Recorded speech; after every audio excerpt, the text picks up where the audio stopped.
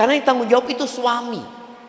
Makanya Nabi SAW mengatakan, yang punya kemampuan menikah, nikah. Yang nggak mampu jangan maksa.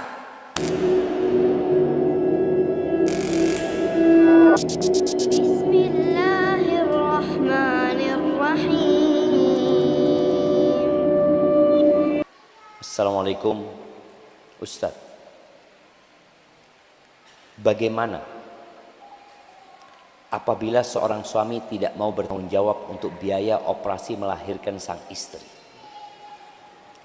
serta pembelian kantong darah untuk sang istri yang kala itu pendarahan, bahkan dari keluarga suami pun tidak mau keluar uang sepeser pun. Ketika anaknya sakit di rumah sakit pun semua dari pihak istri, dan sempat ada tanggungan hutang di rumah sakit. Apakah dari keluarga atau pihak istri wajib membayar Ustadz, atau menjadi tanggung jawab suami meski sudah cerai?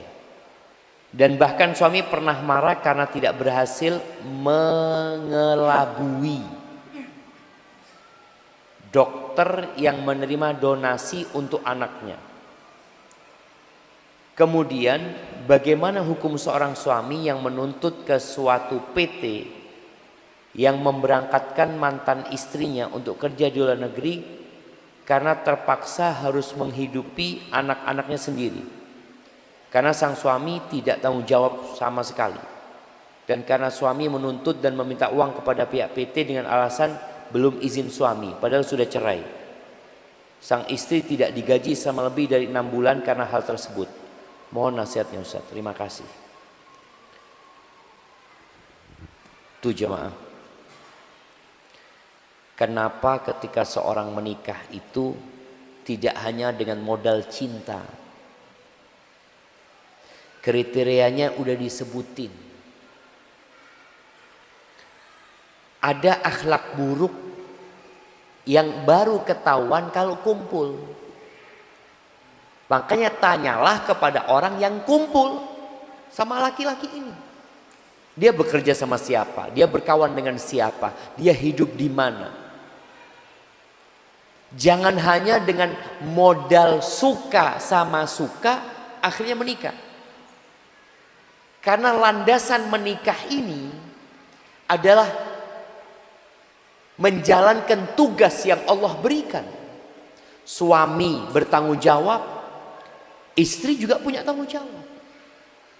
Kalau dikatakan tadi suami nggak mau membiayai lahirannya istri, loh, engkau yang menghamili dia. Dan anak itu sampai kapanpun nasabnya akan ke bapaknya. Ketika anaknya berobat rumah sakit, lu tanggung jawab bapaknya, walaupun sudah cerai jemaah. Jadi buat para ayah nih, para bapak, para suami, ketika engkau bercerai dengan istrimu dan engkau punya anak dan anaknya ikut dengan istri, tanggung jawabmu kepada anak seperti engkau belum cerai. Nggak ada yang berubah. Jangan engkau berpikir, oh saya kan sudah cerai. Iya, engkau cerai sama emaknya, nggak ada cerai sama anaknya. Tetap tanggung jawab bapak. Walaupun terjadi perceraian, semuanya. Anak itu kalau mau sekolah, anak itu makan, susu anaknya.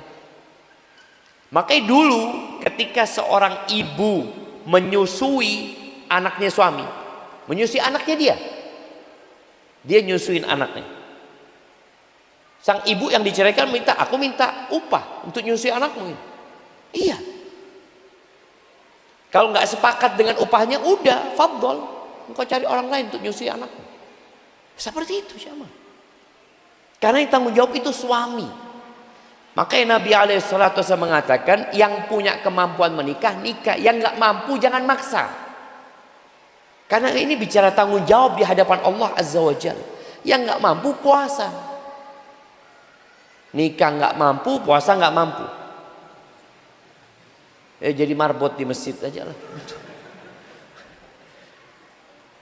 Nah, apalagi tadi dia nuntut ya. Juga ini nasihat buat para wanita. Jangan sampai engkau kerja di luar negeri tanpa mahram ya. Apalagi banyak wanita-wanita dijual di sana. Kerjalah tetap di Indonesia. Kau harus bekerja. Dan banyak beristighfar, mohon ampun sama Allah. Karena pintu rizki itu bukan hanya kerja. Orang berpikir kerja dapat rizki. Ada yang kerja ditipu. 20 tahun bekerja, bukan 20 tahun ya. 2 tahun bekerja biasanya seperti TKI ya, yang kerja di Arab Saudi umpamanya. 2 tahun bekerja nggak digaji.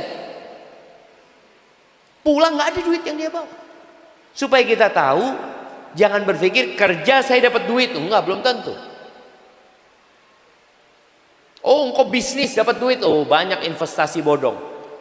Banyak. Maka hendaklah engkau beristighfar, mohon ampun sama Allah, bertawakal kepada Allah, menyerahkan semuanya kepada Allah. Jangan pernah bergantung kepada suami, jangan pernah bergantung sama orang tua, jangan pernah bergantung dengan tabungan. Oh, saya punya ini, saya punya ini. Semua yang kau miliki milik Allah Azza wa Jalla. Maka bergantunglah kepada pemilik yang kau miliki. Wa man yatawakkal 'alallahi fahuwa hasbuh. Barang siapa yang bertawakal kepada Allah, maka Allah akan mencukupi. Maka nasihat ana nih buat istri, sabarlah engkau, serahkan kepada Allah Azza wa Jalla. Karena apa yang bisa dilakukan sama suami seperti ini? Yarhamukallah.